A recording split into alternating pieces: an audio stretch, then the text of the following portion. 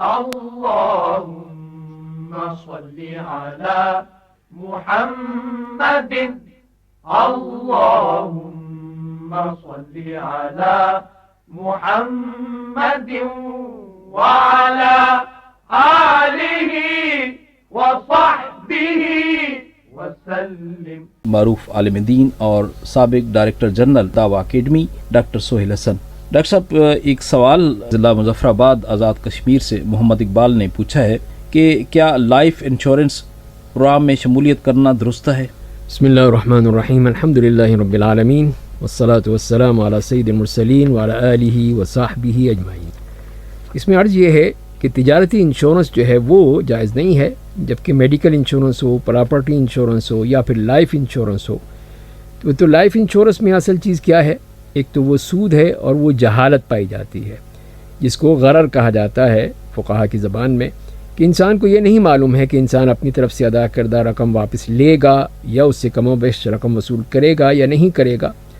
جبکہ medical insurance میں جہالت تو ہے لیکن سود نہیں ہے، اس لیے پھر ضرورت پڑنے پر میڈیکل انشورنس جو ہے وہ جائز قرار دیا گیا ہے۔ اور اگر ملازمین کو کمپنی کی طرف سے میڈیکل انشورنس دی جاتی ہے یا پھر ملازمین خود ہی ضرورت پڑنے پر میڈیکل انشورنس کرواتے ہیں تو ان کے لیے پھر وہ جائز ہے کہ اس سے وہ مستفید ہوں اور اس سے فائدہ اٹھائیں۔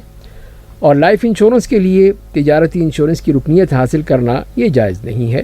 چنانچہ اگر کمپنی اپنے ملازمین کو لائف انشورنس دیتی ہے تو ملازمین اس سے انکار کر سکتے ہیں، اور اس بات کو یقینی بنائیں کہ ان کی ماہانہ تنخواہ سے لائف انشورنس کی مد میں کٹوتی نہ ہو۔ پھر اگر کوئی ملازم فوت ہو جاتا ہے اور انشورنس کمپنی ملازم کے ورثاء کو کچھ رقم فراہم کرے تو میت کے ورثاء اسے وصول کر سکتے ہیں، اس لیے کہ یہ مال ورثاء کو مالک کی رضامندی کے بغیر دیا جا رہا ہے، چنانچہ اس میں وصول کرنے میں کوئی حرج نہیں ہے۔ تو یہ مال مالک یعنی انشورنس کمپنی نے جیسے بھی کمایا ہے، لیکن جن لوگوں کو دیا جا رہا ہے انہوں نے تو نہیں کمایا اس طریقے سے، بلکہ ان کو جائز وجوہات کی بنا پر منتقل کیا جا رہا ہے۔